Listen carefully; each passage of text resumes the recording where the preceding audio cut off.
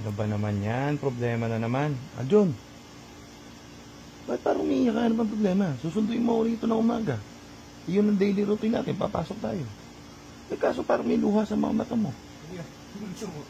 Anong to pa naman? Pulang-pula mata mo. Nagdang-drugs ka ba? Ha? Ba't wala tulog? Oo nga pala. So tara, pasok tayo. Akala ko nagdang-drugs ka. Namumula mata mo eh. Tara, pasok na tayo guys. Pasok tayo. Oops.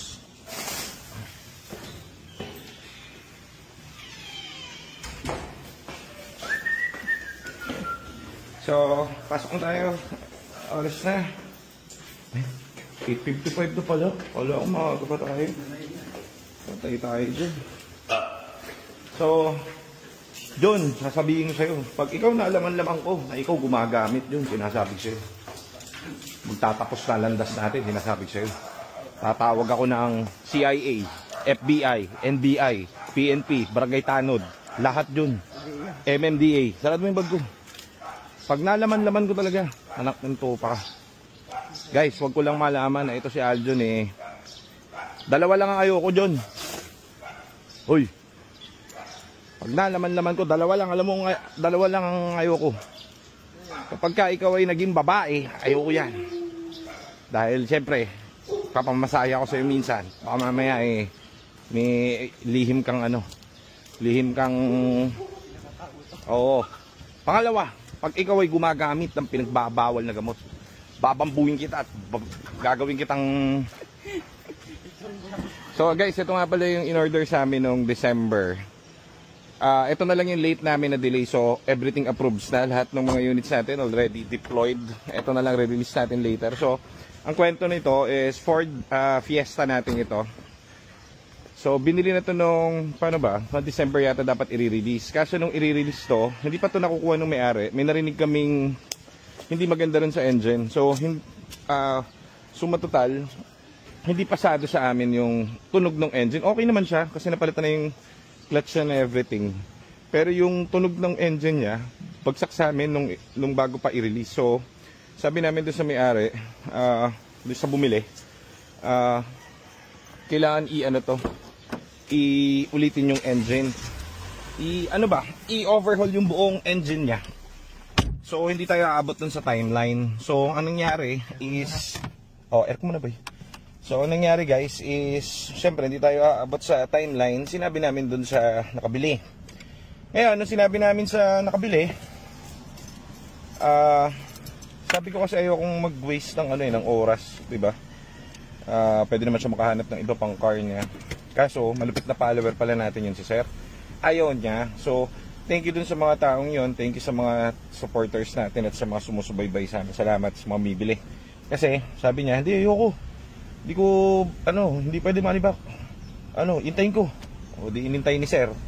So, ito tapos na. Na-update na rin to. Marami kami mga videos sa mga binibenta. Kaso, direct doon sa mga Viber na lang namin sinisend sa kanila yung mga videos for documentary purposes. Kasi wala mag-i-edit para i-post, walang kwento. So, doon na lang directly sa kanila. So, ayun nga ang nangyari.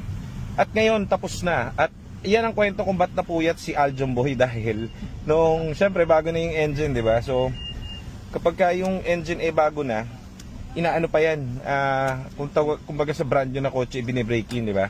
So ito 3 days lang, 24/7 nakabukas. 3 days after makabit yung buong engine and stuff. 3 days na. So ngayon, sabi ko dahil ngayon i-release, tapusin na natin yung break-in. Stop mo muna dito. Tapusin na natin yung break-in. Dahil ngayon to i-release, pinabiyahe ko si Aljon saan?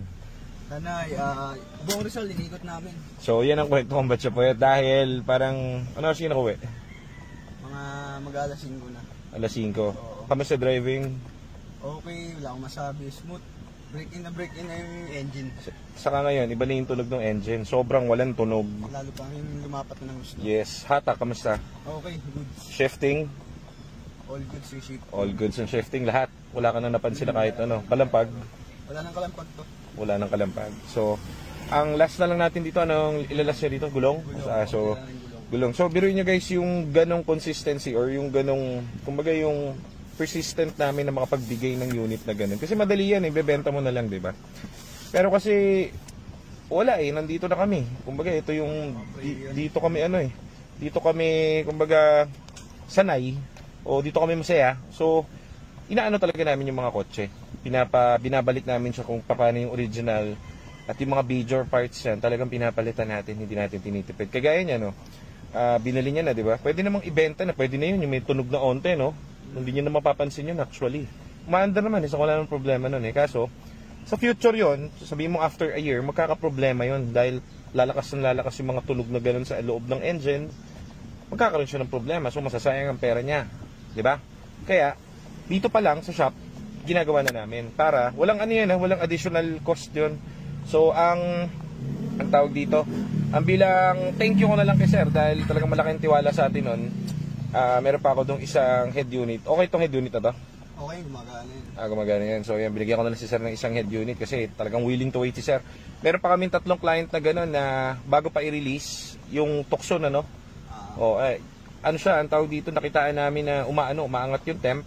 So hindi namin pwedeng ibigay dun sa may-ari. So dahil hindi namin pwedeng ibigay dun sa may-ari, money back. Ayaw nga i-money back. So, ayoko i-money back. Bigyan niyo ako ng So, salamat po sa inyo, many thank you sa inyo kahit na ayokong sayangin yung mga oras nyo, pero at least mga natatapos namin at ang tawag dito, bago namin i-deliver yung product, lahat maayos na at na-testing na para wala na kayong isipin. Di ba, Johnski? Salamat sa pagpupuyod mo, pare. Ha? Salamat. So, ilang araw na nakaboss to? Magpo 4 days na. 4 days. So, pwede na natin release. Release natin. Gusto natin ito mamaya pagdating siya. Gulong na lang, tsaka kunting spray yun lang sa ano. Oo nga. Hilaw yung aircon. Kasi pagka inaano to guys, pag pinapalapat or tinatawag na binibreak in, hindi namin ina-aircon. Kasi tinututukan namin yung temperature niya. Ito yung temp niya. So sa kayo pumunta Binangonan, 75. Tanay, Nakita ko nga sa group yung ano niya. Batak na batak yun. Nakita ko yung Antipolo, yun sa ahon yun, tinesting ko to. Nakita ko yung puro paawan tinira niyo. Dito sa bituka naman ako, sa Antipolo. Layo nun Inikot namin yung Rizal. Ano oras kayo malis doon sa shop? Mga 8:30 yata. Ito yung video nila Aljon, so nagsisend lang. Nandiyan sila sa Tanay. 87. So, yan yung sinasabi ko na meron kami kasing system dito na every car na i-release natin, talagang gagawin natin all goods. Ngayon, may mga times na pumapalya kami o nagkakaroon ng problema, sinasagot pa rin natin yun kasi gusto natin bang for the box yung mabibili ng client natin. So, 75. So, 75 pa rin. So, release na natin to. Thank you guys. Sige, punta muna tayong shop. Let's go.